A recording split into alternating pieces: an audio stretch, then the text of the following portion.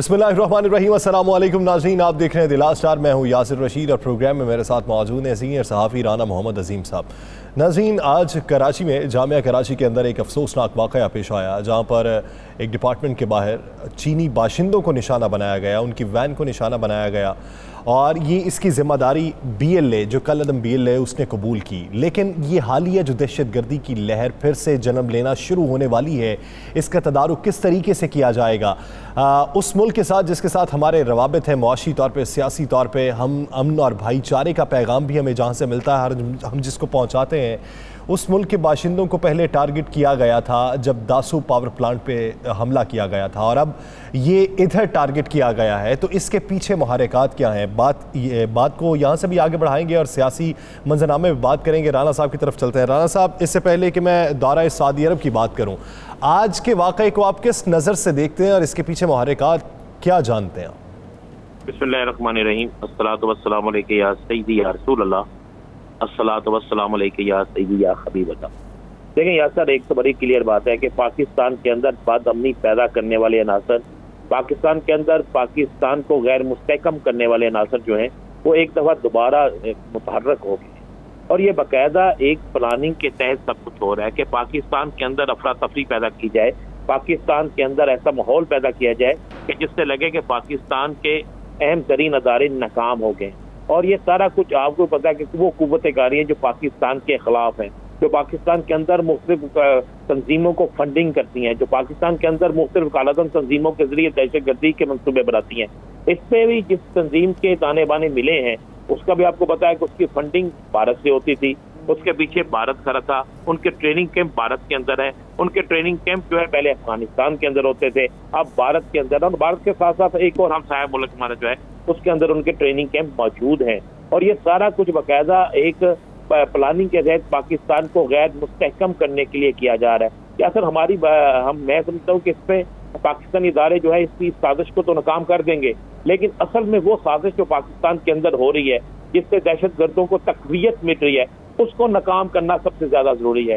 यानी वो साजिश क्या है? वो साजिश है पाकिस्तान के अहम अदारों के खिलाफ बयानबाजी, पाकिस्तान के अहम अदारों को तनकीद का निशाना बनाना, पाकिस्तान के अहम तरीन अदारों के हवाले से गलत और नासेबा गुफ्तगू करनी, ऐसी बकवासियात करनी जो मुल्क के लिए ठीक नहीं है। और ये बकवासियात भी जो है वो बैठ के पार्लियामेंट के अंदर करना, ये वो चीजें हैं जिससे पाकिस्तान के अंदर अदम इस्तेहकाम पैदा करने की कोशिश की जा रही है।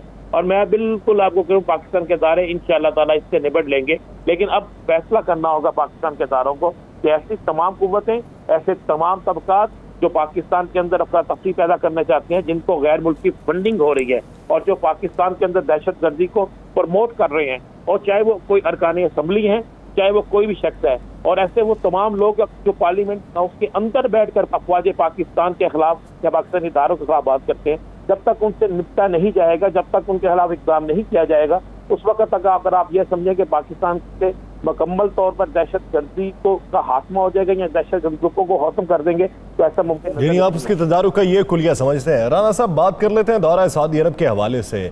इतनी बड़ी काबीना को लेकर दौरा सऊदी अरब की रवानगी की इतलात, बातें बहुत सी चलना शुरू हुई। आज की इतलात ये हैं कि बड़े मियाँ साहब जो हैं वो कानूनी पेचीदगियों की वजह से उन्होंने अपना दौरा सऊदी अरब मुलतवी कर दिया है। क्या आप उसके असरात इनके दौरे पे भी देखते हैं कि क्या यहाँ का दौरा भी मुलतवी हो सकता है, ये जो लोग यहाँ से जा रहे थे?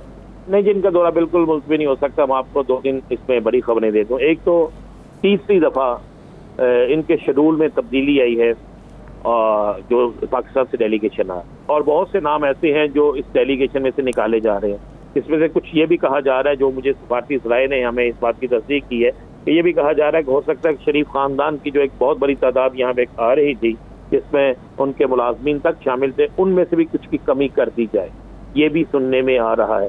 और अगर कमी नहीं की जाएगी तो फिर वो उनके अखराजात जो है वो सरकारी खाते से नहीं होंगे। इसी बात है कि इनका यहाँ पे बिल्कुल ये शेड्यूल मुतासर नहीं होगा, क्योंकि इनकी यहाँ पर अहम तरीन मुलाकात जो है वो जद्दा में फाइनल हो चुकी है। और इसके साथ साथ इन्होंने पाक फैसला तब ये होना है कि ये सीधा मदीना शरीफ आते हैं या जद्दा उतरते हैं, जद्दा एयरपोर्ट पर उतरते हैं। इसके हवाले से जो है वो जा रहे हैं, और जो आज इसी वक्त भी फैसला हो जाएगा, क्योंकि आज सऊदी सफीर जो पाकिस्तान का सफीर सऊदी अरब में है वो भी आज जद्दा इस वक्त तक पहुंच चुके हैं और जद्दा में पहुंचकर इसी हवाले से वो मीटिंग कर रहे हैं। तो इनका दौरा जो है ये बड़ा अहमियत शामिल है। देखिए, एक सवालात जो बड़े उठ रहे थे मुख्तलिफ जगहों से, मुख्तलिफ तबकात की तरफ से कि आखिरकार क्या वजह है कि हमेशा पाकिस्तान के जब वज़ीर आज़म जाते थे तो उनके साथ जो डेलीगेशन जाता था उसमें कुछ इक़्तिसादियात के माहिरीन होते थे, उसमें कुछ ऐसे लोग होते थे जिससे तजारत के हवाले से मामला तय हो जाए, एनर्जी के हवाले से मामला तय हो जाए। लेकिन इस दौरे में पाकिस्तान की तमाम सियासी जमातों के रहनुमा मौजूद हैं जिन्होंने हुकूमत की तब्दीली में अपना अहम तरीन किरदार अदा किया था। नहीं, आप ये समझते हैं कि ये इत्तेहादियों को राम करने के लिए दौरा है? नहीं, ये इत्तेहादियों को राम करने के लिए दौरा नहीं है। ये दौरा ये तासर देने के लिए है कि पाकिस्तान की तमाम बड़ी सियासी जमातें मासवाए एक सियासी जमात के इकट्ठी हैं और हम यहाँ पर जो वादा करके जाएंगे या जो यहाँ पर अहद करके जाएंगे या जो यहाँ पर आपको यकीन दहानी चकरा के जाएंगे वो पाकिस्तान की तमाम सियासी जमातों की तरफ से होगी। एक तो ये है। दूसरी बात यह है कि इस टूर में कुछ नाम तो वो है जो वज़ीर आज़म ने खुद डाले और कुछ नाम वो हैं जो वज़ीर आज़म की ख्वाहिश के बरखिलाफ यहाँ पे हैं। उसमें कुछ नाम तो वो किसकी ख्वाहिश पे हो सकते हैं? वो किसी और की ख्वाहिश है। देखें, एक बात ध्यान में रखिएगा, मैं बार बार एक बात कहता हूँ, पाकिस्तान पीपल्स पार्टी इसी सूरत में भी मुस्लिम लीग नून को अकेले किसी चीज का क्रेडिट नहीं लेने देगी। ये मैं आपको बरमला कह रहा हूँ, पाकिस्तान पीपल्स पार्टी मुस्लिम लीग नून को अकेले किसी चीज का क्रेडिट नहीं लेने देगी। अगर सऊदी अरब से मामला मजीद पहले ही बेहतर है और मजीद कोई बड़ा रिलीफ मिलता है तो उसका क्रेडिट बिलावल भुट्टो जरदारी भी लेंगे, उसका क्रेडिट दीगर सियासी जमातें भी लेंगी। वो सिर्फ मुस्लिम लीग नून को ये क्रेडिट नहीं लेने देंगे। ये बात बिल्कुल एक तो ये तासर है यहाँ पे देने आ रहे हैं कि जनाब हम पाकिस्तान के अंदर बड़े सियासी पिलर इकट्ठे हैं और हमारा फैसला एक फैसला है और हम आपको यकीन दहानी कराते हैं कि हम इकट्ठे होकर आपके हर फैसले का, चाहे किसी की हुकूमत आए, हम आपके साथ खड़े होंगे। एक तो ये तासर देने हैं। दूसरा, फिर मैंने कहा कि कुछ लोग इसलिए आए कि एक क्रेडिट जो है वो सिर्फ किसी एक शख्स को ना मिले, हम सबको क्रेडिट मिले। और उसके बाद मैं आपको एक बात बड़ा क्लियर कर दूं, ये टूर बड़ा अच्छा टूर होगा। सऊदी हुकूमत ने हमेशा हर बुरे वक्त में पाकिस्तान की मदद की है, मजीद मदद भी करेंगे, चाहे किसी की भी हुकूमत हो। सऊदी अरब ने हमेशा अपना हक अदा किया है। लेकिन इसके बाद एक चीज देखने वाले है कि क्या मौजूदा जो सेटअप जो लोग यहाँ पे आ रहे हैं, क्या ये मुस्तकिल चलेंगे? क्या आइंदा आने वाले दिनों में इन सब की पॉलिसी एक होगी? क्या यहाँ पर जो वो वादा करके जा रहे हैं वही होगा? और क्या ये टूर जो है स्पेशल इस मामले के लिए है? चूंकि सुनने में तो ये बात आ रही थी कि शायद बाबूजी जो है वो भी यहाँ पे जब पहुंचेंगे तो यहाँ पहुंचकर एक मीटिंग भी होगी और कुछ मामला तय भी होंगे। और अगर बाबूजी नहीं आ रहे तो फिर वो मीटिंग भी नहीं होगी, और अगर बाबूजी नहीं आ रहे तो फिर ये भी हो सकता है कि मरियम साहिबा जो है वो भी इससे ड्रॉप हो जाएं, क्योंकि इस पर भी सोशल मीडिया में बड़ा शोर मच रहा है कि जब यानी अगर कोई ड्रॉप होता है, कोई स्किप होता है तो बहरहाल ये दौरा होना ही होना है। ये दौरा होना है जी, ये दौरा फाइनल है। मैं आपको बड़ा क्लियर कह दूं, हर सूरत में ये दौरा होना है और इस दौरे से हुकूमत को बहुत उम्मीदें वाबस्ता हैं और शहबाज शरीफ जो है वो इस दौरे को एक ट्रम्प कार्ड के तौर पर इस्तेमाल करना चाहते हैं और उनको यकीन है कि तेल के हवाले से, पेट्रोल के हवाले से और दीगर मामला के हवाले से वो एक बड़ा ब्रेक थ्रू जो है वो लेकर जाएंगे और उस बड़े ब्रेक थ्रू से उन्हें फायदा मिलेगा। ये फायदा मिलेगा। राना साहब, इस वक्त जो मुल्क के अंदर बिजली की लोड शेडिंग की सूरत हाल है, 7000 मेगावाट से ज़्यादा का शॉर्टफॉल है। वज़ीर आज़म इमरान खान PTI हुकूमत पे तनकीद कर रहे हैं, फिर से जवाज़ वही है, आज भी जवाज़ वही पेश किया। इन्होंने वक्त पे फ्यूल नहीं ख़रीदा, इन्होंने पावर प्लांट्स की मरम्मत नहीं करवाई। उन्होंने कहा कि मुश्किल वक्त है लेकिन 1 मई से सूरत हाल बेहतर हो जाएगी। एक तरफ बिजली के शॉर्टफॉल को बेहतर करने के दावे हैं और दूसरी तरफ महंगाई का उनसर मजीद बढ़ने के खदशात भी हैं। सब्सिडी जो ख़त्म की जाएगी तो आइंदा का मुआशी मंजरनामा क्या होगा? देखिए जी, आइंदा का मुआशी मंजरनामा ये होगा कि हर रोज़ सड़कों पर एक जुलूस होगा, हर रोज सड़कों पर एक एहतजाज होगा। गरीब आदमी जो पहले ही महंगाई की चिक्की में पिस रहा था अब बिल्कुल किस तरह खत्म हो जाएगा। देखें, यही हुकूमत, यही जो मौजूदा हुकूमत अपोजिशन में ये इमरान खान पे तनकीद करते थे, ये कहते थे बिजली क्यों महंगी है, ये कहते थे पेट्रोल क्यों महंगा है, ये कहते थे IMF की तरफ आप क्यों जा रहे हैं, ये कहते मुझसे तनकीदें करते थे। मुझे याद है कि ये कहते थे कि लोड शेडिंग तो खत्म है, ये जानबूझ के की जा रही है, इनकी नहली है, मुझे बताएं। उनके पास तो पहले हुकूमत के पास तो चले ना तजर्बाकार टीम थी, इनके पास तो तजर्बाकार टीम थी। इसहाक डार साहब 3 माह पहले 4 माह पहले सोशल मीडिया पे आ रहा था बजट बना रहे हैं, तो इनके बाकी सारे ब्यूरोक्रेट्स इनके अपने थे। तो अब अचानक 8 घंटे 7 घंटे की लोड शेडिंग, 800 रुपए किलो नींबू मिलना पाकिस्तान के अंदर, क्या ये कभी हुआ था हिस्ट्री में? आप मुझे राना साहब 1200 रुपए किलो भी देसी मिलता है? देसी मिलता, अंदाजा लगाएं आप नींबू ले लें या मटन का 1 किलो मटन ले लें, ये दोनों की कीमतें एक जैसी हैं। अब इनके 11 ना राना साहब नहीं, मटन बहुत ऊपर तक चला गया है। बस आप देख रहे हैं कि बेहतरीन लोग यहाँ पे मौजूद हैं, बेहतरीन इक़्तिसादी माहिरीन मौजूद हैं, लेकिन उसके बावजूद भी क्या सूरत हाल है। इससे मैं समझता हूँ कि पाकिस्तान के अंदर महंगाई का एक नया तूफान आएगा। 1 मई से ईद पर जो तोहफा मिल रहा है पाकिस्तानी कौम को, मुझे जो नजर आ रहा है वो महंगाई का तोहफा मिल रहा है। ईद पर पाकिस्तानी कौम जो है वो घरों के अंदर जो 2 टाइम ईद पर लोग गोश्त खा सकते थे, शायद आज इस दफा वो भी ना उनको मैसर हो। और फिर ये सारे लोग याद करेंगे साबिक हुकूमत इमरान खान को कि वो बेहतर थे। देखें, पेट्रोल की कीमत बढ़ेगी, हर चीज की कीमत बढ़ेगी, बिजली की कीमत बढ़ेगी, हर चीज की कीमत बढ़ेगी। पाकिस्तान के अंदर गरीब आदमी आज उसकी तनख्वाह कितनी है, आप उसकी तनख्वाह में 10,000 इजाफा भी कर दे, फर्क नहीं पड़ेगा। चीजें अशिया नोश की कीमतों में कहाँ तक इजाफा है, तो मैं आपको बड़ा क्लियर कर दूं, आने वाले दिनों में 2 तहरीकें चलेंगी। आने वाले दिनों में 2 तहरीकें चलेंगी। वो तहरीकें किस हद तक असरअंदाज हो सकती हैं, इस पर मजीद भी बात करेंगे, लेकिन एक शॉर्ट ब्रेक के बाद वापस आएंगे, गुफ्तगू को यहीं से कंटिन्यू करेंगे। नाज़रीन, स्टे विद अस।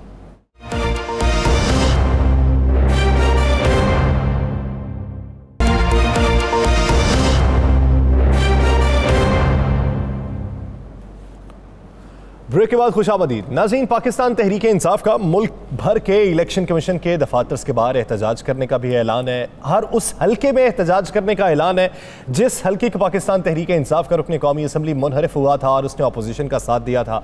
ये आइंदा की हिकमत अमली है। खान साहब ये कहते हैं कि हर उस हल्के में जाएंगे और देखते हैं कि उस हल्के में उसको वोट कैसे पड़ते हैं। दूसरी तरफ जो मुत्तहिदा हुकूमत है उसको दरपेश चैलेंजेस ये हैं, एक बिजली की लोड शेडिंग है जिस पर काबू पाना है, मुआशी मंजरनामे में मुस्तहकम सूरत हाल इख्तियार करनी है और इस तरीके से मईशत को आगे बढ़ाना है कि पिछली हुकूमत पे जो इल्ज़ामात थे उन इल्ज़ामात का भी जवाब दिया जा सके और अपना बयानिया भी अपनाया जा सके, अपनी इलेक्शन कैंपेन भी आगे चलाई जा सके। तो ये 2 मुख्तलिफ नज़रियात हैं, उनको किस हद तक पजीराई मिलेगी और किस तरीके से मिलेगी, इस पर बात करने के लिए हमें ज्वाइन किया है पाकिस्तान तहरीक इंसाफ की रहनुमा आलिया हमजा साहिबा ने और पाकिस्तान मुस्लिम लीग नून के सीनियर रहनुमा कैसर अहमद शेख साहब ने। राना अजीम साहब तो साथ मौजूद ही हैं। शेख साहब, सबसे पहले आपकी तरफ आऊँगा। मौजूदा सूरत हाल में देखें, आपने ये कहा कि पीपल्स पार्टी ये कहती थी PTIMF हुकूमत है ये पाकिस्तान तहरीक इंसाफ की। IMF के पास अब आप लोग भी गए, $2 अरब का कर्ज इजाफी भी मिलेगा। अब फिर से IMF के चुंगल में हम हैं, फिर से सब्सिडी दर्जा बदर्जा ख़त्म करनी पड़ेगी, पेट्रोलियम मसनूआत को बढ़ाना पड़ेगा, बिजली की कीमतों को बढ़ाना पड़ेगा। मईशत को किस तरीके से बेहतर करेंगे सर? बिस्मिल्लाहिर्रहमानिर्रहीम। देखिए, IMF के बाद पाकिस्तान कोई 22-23 बार गया है, हर हुकूमत आई है। असल बात यह है, मैं आपको बताऊं कि हमारे यहाँ जो फाइनेंस मिनिस्टर होता है वो भी IMF या वर्ल्ड बैंक से होता है, जो स्टेट बैंक का गवर्नर होता है वो भी वहाँ से आता है।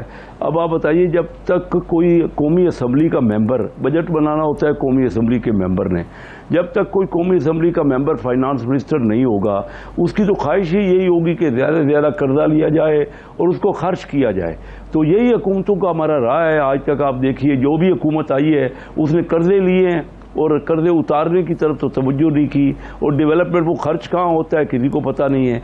मैं ये कहता हूँ, जब बजट पूरे का पूरा कौमी असम्बली बनाती है, सेनेट में जाता ही नहीं है, सेनेट का तल्लक ही बजट से नहीं, तो बजट बनाने वाला फाइनेंस मिनिस्टर आज तक कोई 1-6 महीने मुझे याद है कि कोई कौमी असम्बली का मेंबर आया हो। हमारी पार्टियां ऐसा क्यों नहीं करती कि कोई ऐसे मेंबरों को इलेक्ट कराएं जो फाइनेंस मिनिस्टर कॉम्पिटेंट हो। ये सारे के सारे अगर बाहर से लेंगे तो आप तो ज़्यादा से ज़्यादा कर्जे लेते जाएंगे और IMF के चुंगल में ही फंसते रहेंगे। आप बताइए कि इमरान खान साहब ने कहा था कि अगर मैं IMF के पास जाऊँगा तो उससे पहले मैं खुदकशी कर लूँगा। अब आप बताइए कि लफ्ज़ बातें तो ऐसी की जाती हैं। अभी शुरू है, आज जो हालात छोड़ के गए हैं इमरान खान, वो $11 अरब कुल रह गया हमारे पास रिजर्व जो स्टेट बैंक के पास है, और तकरीबन 1-1.5-2 अरब हर महीने के ऊपर डिपेंड करता है, खसारा हो रहा है हर माह।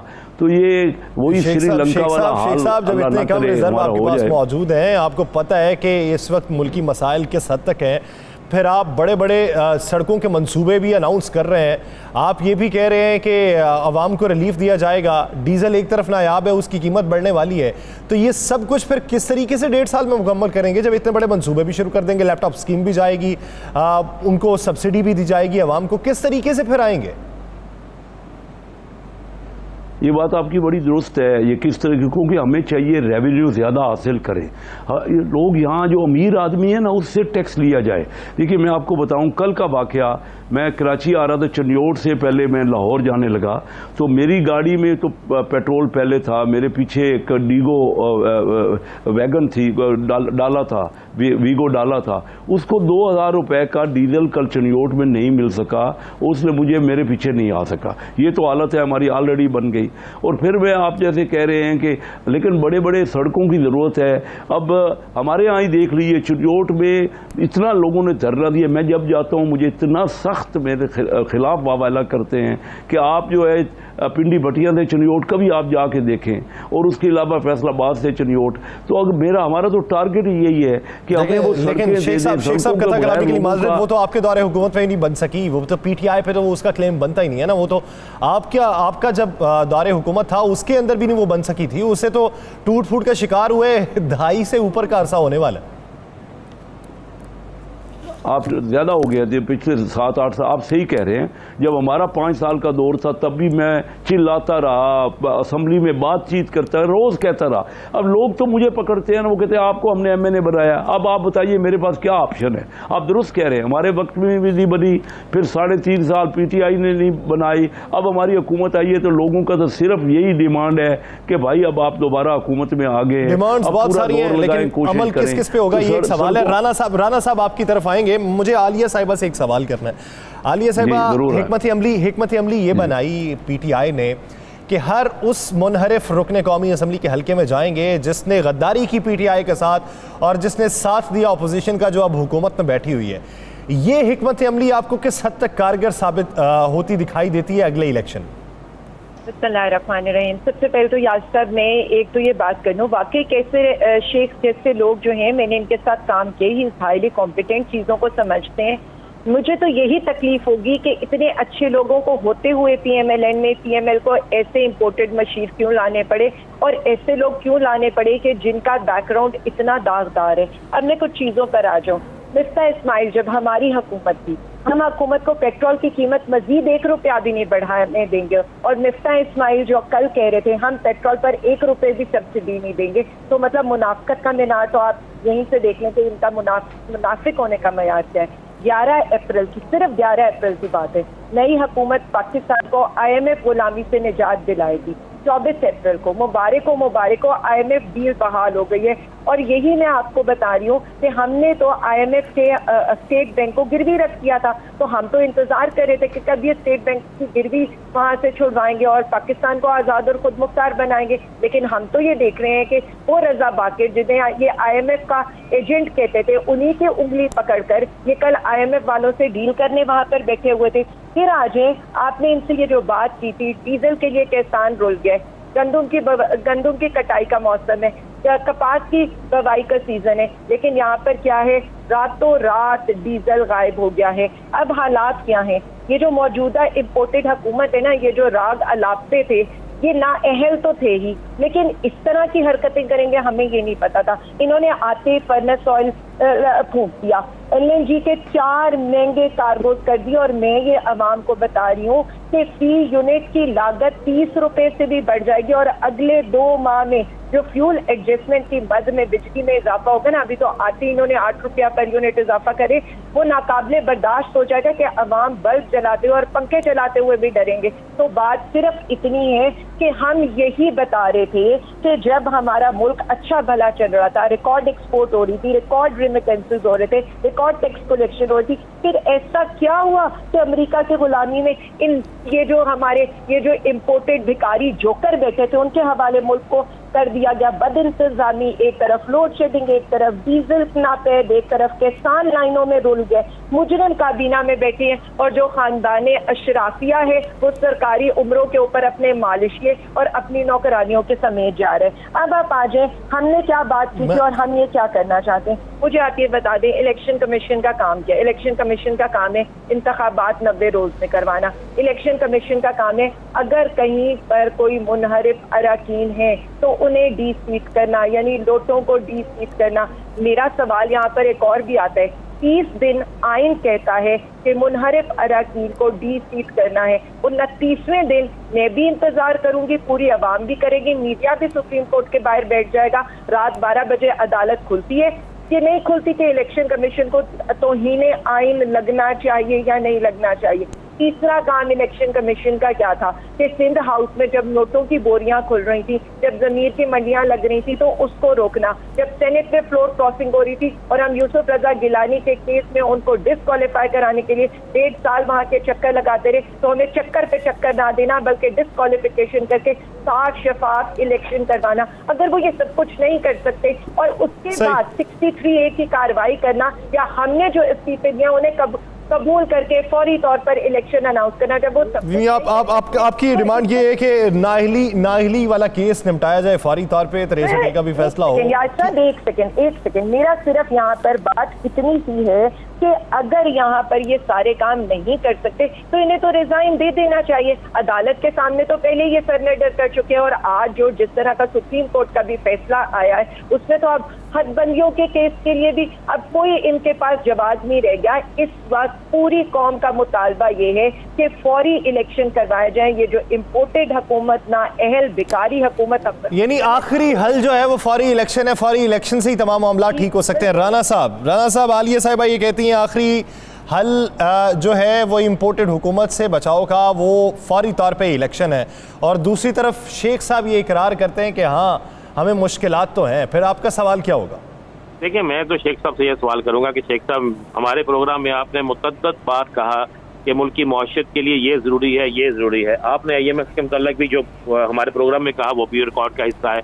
आपने हमारे प्रोग्राम में स्टेट बैंक के हवाले से जो कहा वो भी रिकॉर्ड का हिस्सा है। तो आप मुझे बताएं कि क्या आप वो सारी पॉलिसियाँ जो साबका हुकूमत की थी उसी को अपनाने जा रहे हैं? IMF के पास भी जा रहे हैं, महंगाई भी जा रही है, और आपने खुद अभी कहा है कि जनाब हमारे जितने भी वजीर आते हैं IMF के पे रोल पे आते हैं। तो एक तो ये बता दें, क्या मुफ्ता इस्माइल साहब भी IMF के पे रोल पे हैं? अगर नहीं IMF के पे रोल पे हैं तो फिर वो सारे फैसले ऐसे क्यों कर रहे हैं जिसको कल आप जिनके खिलाफ थे कल? जी देखिए ना, आपने बड़ा अच्छा सवाल किया राणा साहब। देखिए, मिफ्ता इस्माइल साहब यहाँ कराची से तल्लक है, मेरे बड़े करीब है, मैं उनको बिजनेस कम्युनिटी से उनका तल्लक है, मैं बड़ी अच्छी तरह हमारा जान पहचान है। लेकिन बात ये बताइए कि वो आज तक कोई इलेक्शन तो जीत नहीं सके। अब मैं सारी ज़िंदगी अपना बिजनेस पॉलिटिक्स करके Karachi chamber of commerce industry का मैं प्रेसिडेंट था, तो मैंने वो छोड़ के मैंने जब तक नहीं जाऊंगा जहाँ पे मसाइल का हल निकलता है। लोगों के गली मोहल्ले 29 साल से जा रहा हूँ, 6 बार इलेक्शन लड़े, और मेरा ये एम्बिशन है और मेरी ख्वाहिश है। लग ऐसा रहा है कि आप इस प्रोग्राम के अंदर पाकिस्तान मुस्लिम लीग नून की तर्जुमानी नहीं कर रहे, आप अपना गिला रिकॉर्ड करवा रहे हैं।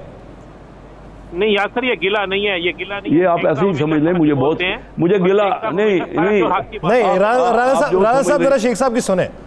नहीं, मैं ये कहना चाह रहा हूँ कि कोई भी बंदा मुझे गिला तो है ही। जब तक कौमी असम्बली के नहीं बनेगा आपके मुल्क की इकानमी के यही हालात होते रहेंगे। अगर बाहर से लाएंगे, अगर बगैर इलेक्टेड लोगों को जवाब देनी होता क्या है कि असम्बली के अंदर जो मेंबर होता है वो एक दूसरे के इंटरेक्शन में होता है, एक मेंबर उसको पकड़ सकता है। यहाँ कभी फाइनेंस मिनिस्टर कभी किसी मेंबर को मिलता ही नहीं, वज़ीर आज़म तो पहले ही बहुत मजबूत होता है, फाइनेंस मिनिस्टर मिलता नहीं। मेरा गिला ये है कि ये कौमी असम्बली का प्रीरोगेटिव है। अगर आप कौमी असम्बली का प्रीरोगेटिव फाइनेंस मिनिस्टर जब तक बाहर से लाते रहेंगे, यही बाहर के एक्सपर्ट आप समझते हैं कि वो एक्सपर्ट हैं, उन्होंने रिजल्ट तो आज तक दिया नहीं। और आपने बात की कि देखें शेख साहब, क्या मुस्लिम लीग नून के आप तो पुराने तरीन इनके हैं, नून लीग के साथ आपकी वफादारी भी सामने है और आप अवामी जो लोगों की तकलीफ वो भी समझते हैं, तो फिर मुस्लिम लीग नून ऐसे फैसले क्यों कर रही है कि जो शख्स आज तक इलेक्शन नहीं जीत सका उसे वजीर बना दिया? आप मौजूद थे और लोग मौजूद थे, तो क्या मुस्लिम लीग नून जो है वो भी उसी डगल पे चल पड़ी है जो तबाही की तरफ जाएगी? ये मैं आपको बताऊं, पूरा मुस्लिम लीग पूरे पाकिस्तान से ले लें, दिल्ली डिवीजन, आगे सरगोदा डिवीजन, फैसलाबाद डिवीजन, आगे साउथ पंजाब, सारे वजीर तो आ रहे हैं लाहौर से 3 वजीर, ठीक है। जो हमारा जो डेमोक्रेसी है ना उसको सब इलाकों को भी आपने देना है। लाहौर ही की रिजर्व सीट की सारी दे दी, आप शेखुपुरा से 2 वजीर, आप जिसी रोड से यदि आपने कारोबार से 1 वजीर दे दिया, आपने रावलपिंडी देख लिया, सियालकोट रावलपिंडी की जेल के, और बाकी पूरे पाकिस्तान से एक वजीर राना सनाउल्लाह बने और एक वजीर हमारे पीरजादा रियाज पीरजादा बने पूरे मुल्क से। मैं मुस्लिम लीग की बात कर रहा हूँ। अगर ये रहेगा तो लोगों का रिजेंटमेंट होगा, आपको तमाम इलाकों को नुमाइंदगी देनी पड़ेगी। अब मैं जब अपने हल्के में गया ही हूँ, आप इसको मेरा जाती बात मत कीजिए, मैं ये पूरे मुल्क की बात कर रहा हूँ। नुमाइंदगी मैं नहीं कह रहा मुझे बनाए, मैं ये कह रहा हूँ कि आप जब तक बराबरी की बुनियाद से यकसा तरीके से मुल्क के अंदर डेमोक्रेटिक नाम नहीं बनाएंगे, और बात मैं ये करना चाह रहा हूँ कि वो इलाके तरक्की नहीं करेंगे ना। इलाके तो हमारे इलाकों में सड़कें नहीं है, मुझे तो घेर लिया जब मैं गया अभी हमारी हुकूमत में, बहुत से सैकड़ों लोगों ने, मैं नमाज पढ़ने गया तो मुझे घेर लिया लोगों ने कि चलो आपकी हुकूमत आ गई है, हमारे यहाँ बड़े अरसे सड़कें फैसलाबाद रोड और सिंधी बतियां रोड नहीं बनाए। तो मैंने सब लोगों को बुलाया, मैंने कहा आ जाइए मशवरे अपने दीजिए, मुझे वजारत नहीं दी, कोई मसला नहीं है, चलो उन्होंने बेहतर समझा होगा, लेकिन हमारे अगर मसाइल का हल नहीं निकला तो हम क्या करेंगे? हम कैसे इन पार्टियों को मुस्तहकम करें? हमारे इलाकों के लिए भी तो नुमाइंदगी होनी चाहिए ना। सही बात, असेंबली का मेंबर ये लाजमी है, मैं ये करवाऊंगा और करवा के छोड़ूंगा, मैं आपको ये बता रहा हूँ। चाहे कोई भी पार्टी है, हर पार्टी ने यही किया है कि वर्ल्ड बैंक से और IMF से अपने फाइनेंस मिनिस्टर मिलने आए हैं या एक्सपर्ट, सो कॉल्ड एक्सपर्ट बनाए। मैं ये लोग तो मैंने उनको ट्रेन किए जो बन रहे हैं ना, अब ये मैंने इनके चचा, जिसका इस्माइल के चचा मेरे साथ जब मैं प्रेसिडेंट था ना कराची चैम्बर का, तो वो मेरी मैनेजिंग कमेटी के मेंबर थे। ये हमारे दोस्त है, हमारा तल्लुक है। लेकिन उसके शेख साहब आपके जज्बात देख के लगता है PMLN छोड़ने के इशारे हैं। PMLN तो अगर हमारी बातें मानेगी तो हम नहीं छोड़ेंगे, बाकी तो हर एक का राइट है हर वक्त। लेकिन अब ये कह रही है मुनारफ कैंडिडेट जो है ना, असल बात ये मैं समझ रहा हूँ कि जब तक पार्टियों में मेंबरों की अहमियत नहीं होगी, एक बंदा जरूरी नहीं कि इमरान खान या हमारे शहबाज शरीफ जो बात कहें हर मेंबर वो बात पे अमल करे, नहीं तो मुनारफ हो जाएगा। ये कोई डिक्टेटरशिप नहीं है, क्योंकि आप वोट लेके जब वोट देते हैं ना तो लोग हमें वोट देते हैं, पार्टी का टिकट भी होता है और लोगों का वोट भी होता है। हमारे इलाकों में 7 जिलों में सिर्फ एक सीट निकली है किसी भी पार्टी की। मतलब मैं आपको बस बात को खत्म कर रहा हूँ, मियांवाली, बक्सर, हिसार, जहांगीर, संजोत, हैदराबाद और ये सारे लिया, इन 7 जिलों में से सिर्फ मुस्लिम नवाज की एक सीट है, पीपल पार्टी की कोई सीट नहीं है, JUI की कोई सीट नहीं है, MCM की कोई सीट नहीं है। यानी हक के लिए आवाज उठानी है, और हक के लिए अगर आवाज उठाएंगे और वो उसका सदेबाब नहीं होता तो फिर फैसला तो करना पड़ेगा। एक ब्रेक लेनी है, ब्रेक के बाद वापस आएंगे, आलिया हमजा साहिबा की तरफ जाएंगे, पाकिस्तान तहरीक इंसाफ के मंशूर पे बात करेंगे और बात ये करेंगे कि हिकमत अमली उनकी किस हद तक बेहतर जा रही है या उसे किस हद तक तब्दील करने की जरूरत है। कहीं नहीं जाएगा, स्टे विद अस।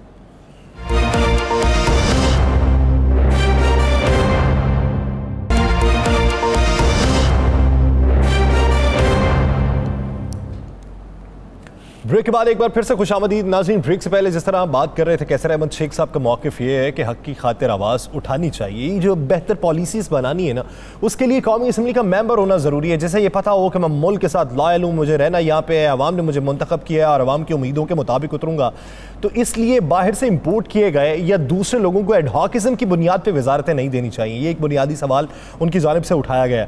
आलिया साहिबा, पाकिस्तान तहरीक इंसाफ की स्ट्रेटजी देखें, इमरान खान साहब ये कहते हैं कि सूरत हाल ये है कि हम इस्लामाबाद जाएंगे, वहीं पे बैठ जाएंगे और तब तक बैठे रहेंगे जब तक नए इलेक्शन नहीं हो जाते। तो क्या हम ये समझें कि 2014 जैसा धरना फिर से होने जा रहा है? देखिए, आज से मैं बहुत सी चीज़ों का जवाब देना चाहती हूँ। पहले मैं कैसर शेख साहब की बात का जवाब दे दूँ। असल में ना हुआ ये नहीं है, हुआ ये है कि पाकिस्तान का जितना भी जो है ना, जिसे कह दें कि जितने नाअहल लोग, जितने करप्ट लोग, जितने जमानत शुदा लोग, जितने नैबजदगान लोग, सबको इकट्ठा किया गया और इस मुल्क की एक काबीना बना दी गई, जिसे आप क्रिमिनल मोस्ट वांटेड की काबीना कह दें। इसमें इन जैसे शरीफ शुरफा का काम करने वाले लोगों का वाकई ही कोई काम नहीं था, क्योंकि मुझे एक तो इस मुल्क के साथ ये कसूर किया गया कि इम्पोर्टेड US रिजीम चेंज किया गया, दूसरा सारा जिसे कह देना सियासी गंद इकट्ठा किया गया और इस मुल्क पे मुसल्लत कर दिया गया। अब आ जाए तो यहाँ पर जो मैं पहले भी बात कर रही थी, देखें सीधी सादी सी बात है, हम क्या कह रहे हैं। आज आप ये देख लें कि आज जो पार्लियामेंट है, पार्लियामेंट की क्या इससे बढ़ के बेतौकीरी हो सकती है।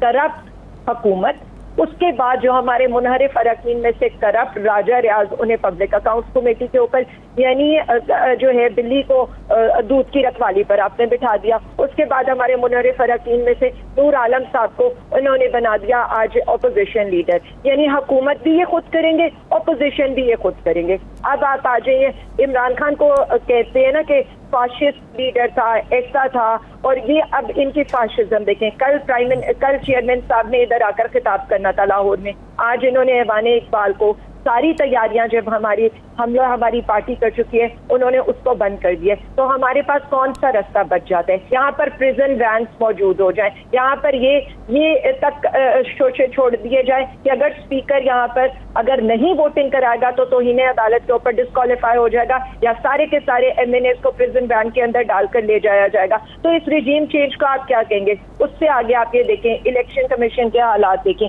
इलेक्शन कमीशन वोटों के अगेंस्ट कुछ करने को तैयार नहीं है, हमारे इस्तीफे कबूल करने को तैयार नहीं है। सिंध के ऊपर हमारे 2 MNAs जिन्होंने यानी पार्लियामेंट हाउस के ऊपर, पार्लियामेंट लॉजेस के ऊपर इंसारुल इस्लाम के गुंडे हमला करें, वो ठीक है।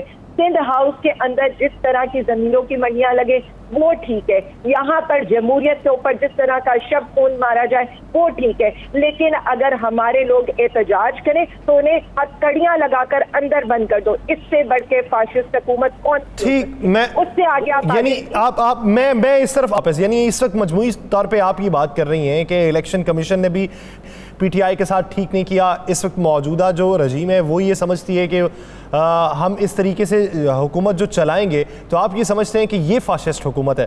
राना साहब आप बड़े खामोश हैं।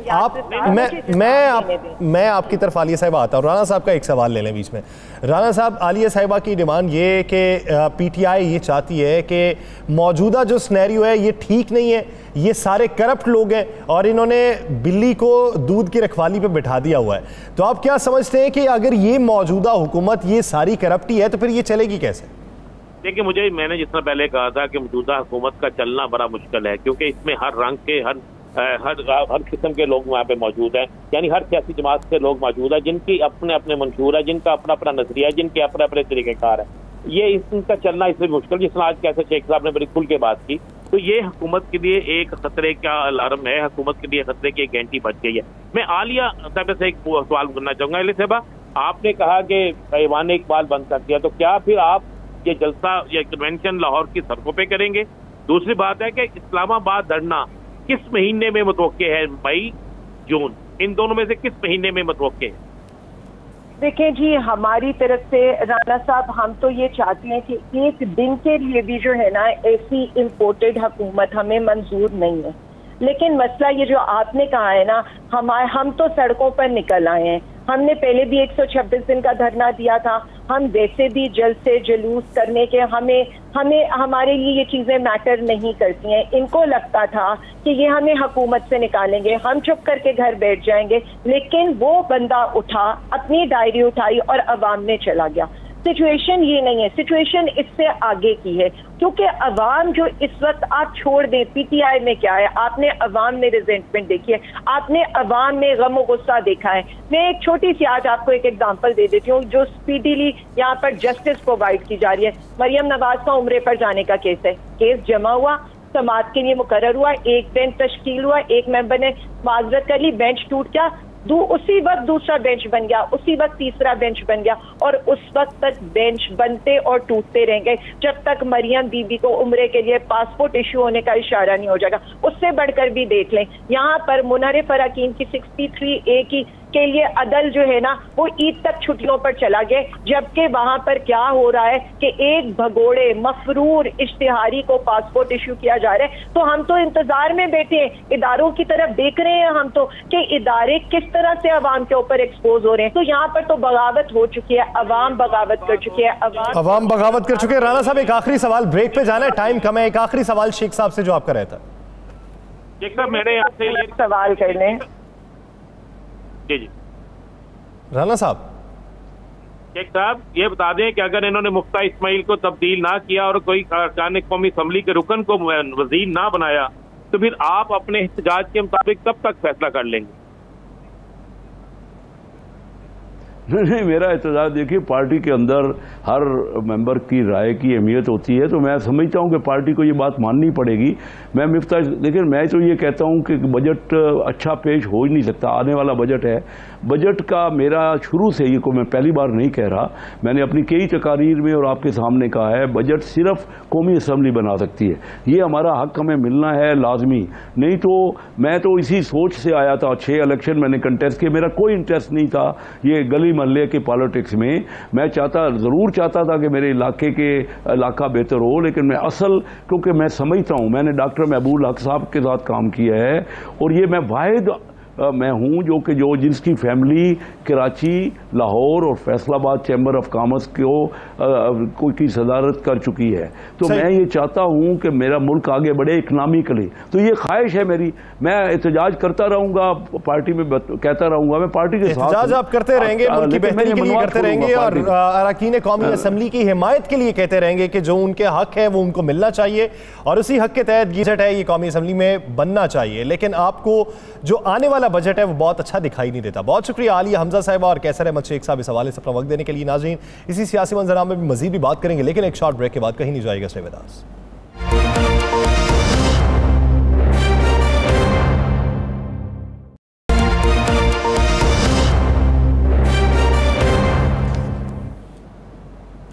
ब्रेक के बाद खुशामदीद। नाज़रीन, इस वक्त मुश्किलात किन को दरपेश हैं? वज़ीर-ए-आज़म शहबाज शरीफ साहब का कड़ा इम्तिहान है। मौजूदा हुकूमत के अंदर इतनी इत्तेहादी जमातें साथ में मिलाए हुए, और तब्दीलियों की बाज़गश्त अभी से सुनने में आ रही है कि शायद कोई तब्दीलियां हो सकती हैं। अब किसको कहां पे एडजस्ट किया जाएगा?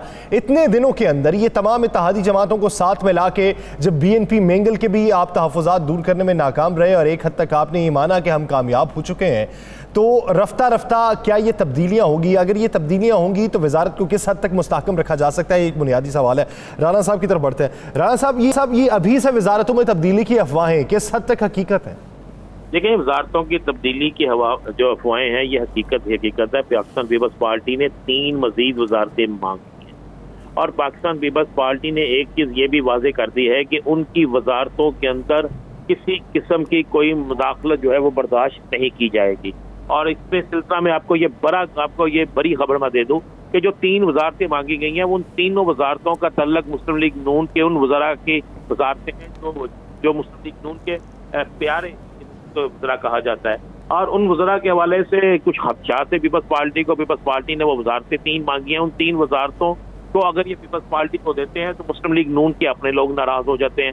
अगर ये पीपल्स पार्टी को 3 वजारतें नहीं देते तो फिर पाकिस्तान पीपल्स पार्टी जो है वो वजाहट तो इनके साथ नजर आएगी, लेकिन अंदर से पीपल्स पार्टी फिर कोई ना कोई अपना खेल खेलेगा। राना साहब, तज़किरा करेंगे वजारतें हैं कौन सी? देखें, ये एक वजारत तो है कि जिसमें जो चौधरी सरवर साहब के पास थी सिविल एविएशन के हवाले से, एक इस वजारत की उन्होंने डिमांड किया है कि यह पाकिस्तान पीपल्स पार्टी को दी जाए।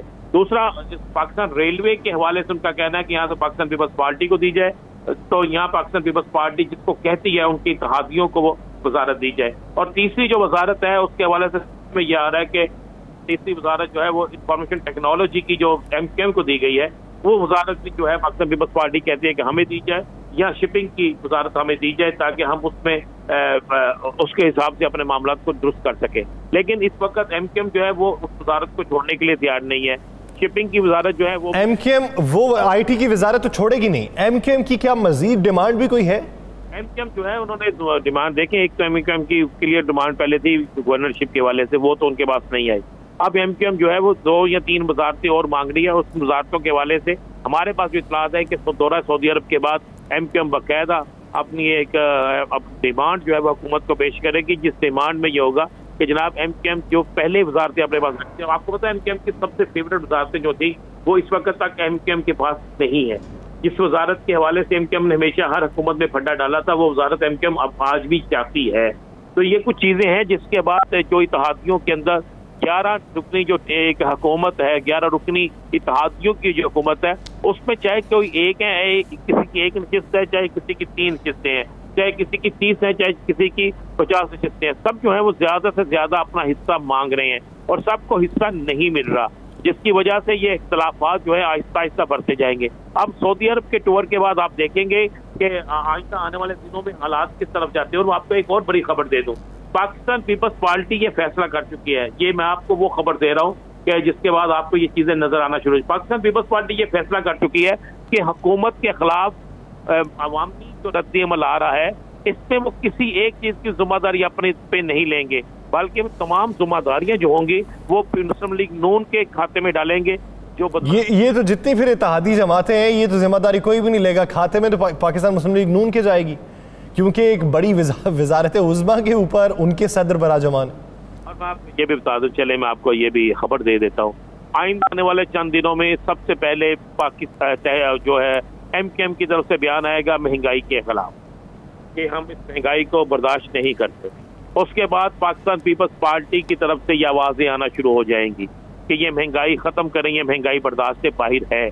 और इसकी ये आवाजें इसलिए आना शुरू हो जाएंगी कि MKM और पाकिस्तान पीपल्स पार्टी जानबूझकर ये आवाजें निकालेगी ताकि अवामी तौर पर वो ये तासर दे सके कि हम खुद भी हुकूमत में होने के बावजूद भी महंगाई के खिलाफ थे और महंगाई के खिलाफ हैं, और इस महंगाई के मामले पे हमारा कोई कसूर नहीं है।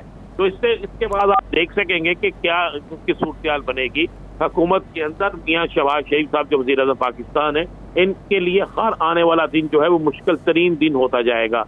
देखिए, जहां पर इमरान खान के साथ अगर 4 इत्तेहादी थे या 5 इत्तेहादी थे तो उनके लिए हुकूमत करना मुश्किल बना हुआ था।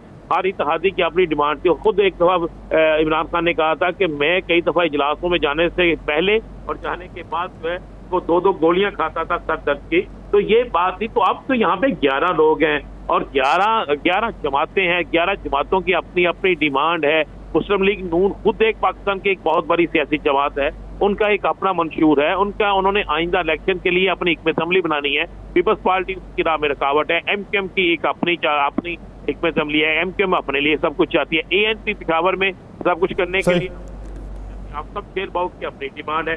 मौलाना फजल रहमान आइंदा आने वाले इंतखाबात में अपनी नशिस्त जो है वो एक बड़ी सीट पर देख रहे हैं। तो इसलिए हर शख्स जो है, हर सियासी जमात जो है वो अपना मफाद चाहती है। किसी को मुस्लिम लीग नून का मफाद अजीज नहीं है, ना ही किसी को, मेरे ख्याल से माजरत से मैं कह रहा हूँ कि वो मफाद अजीजा को जो कौमी मफाद हो।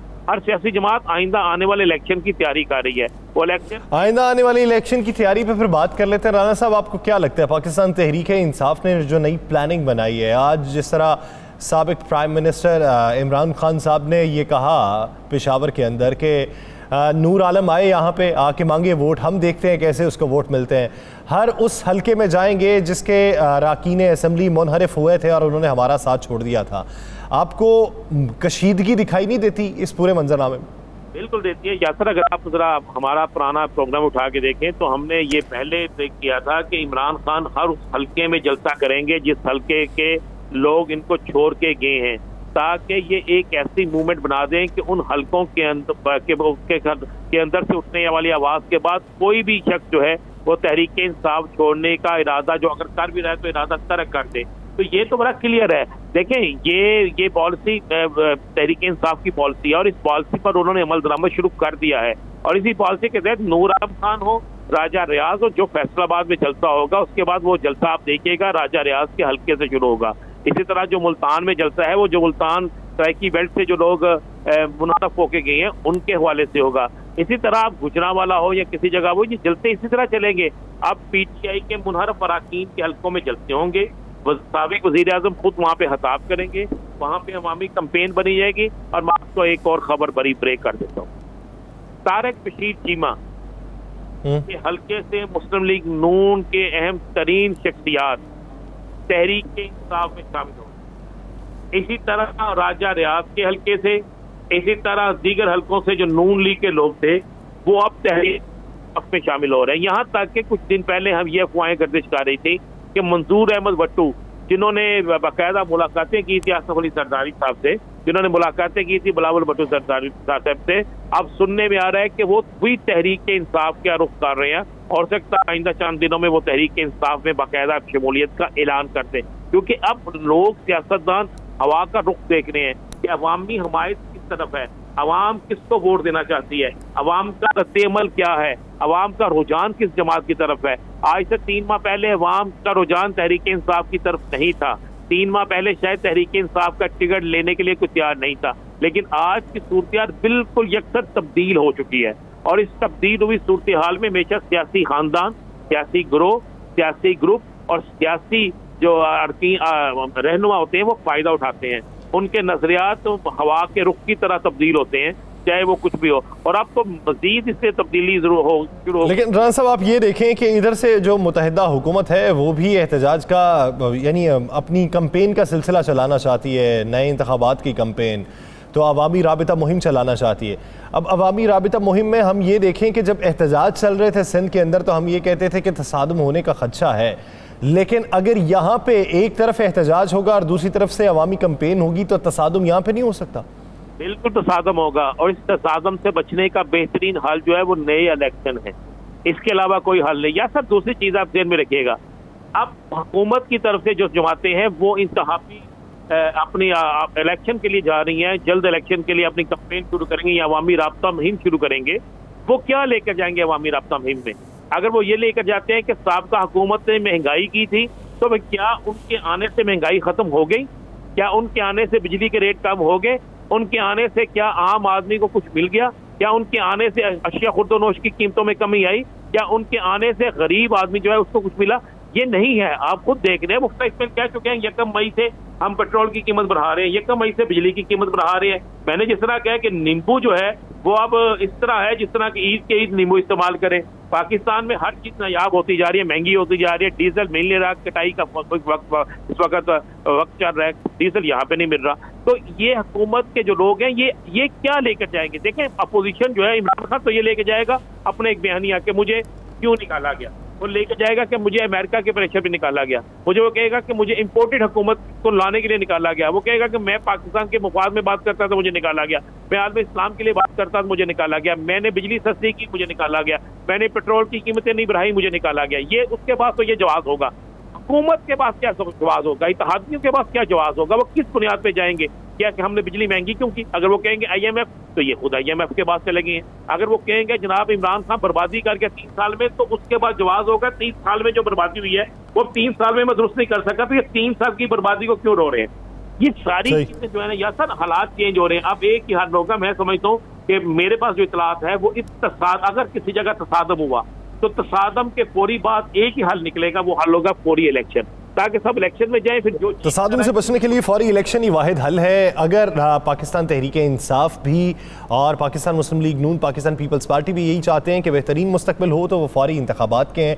बसूरत दीगर ये हमें तसादुम ही दिखाई देता है। नाज़रीन, दिला स्टार से मुझे और राना अजीम साहब को दीजिए इजाज़त। अपना बहुत सा रखिएगा, कल आपको मिलेंगे इसी वक्त। अल्लाह ने के बाद।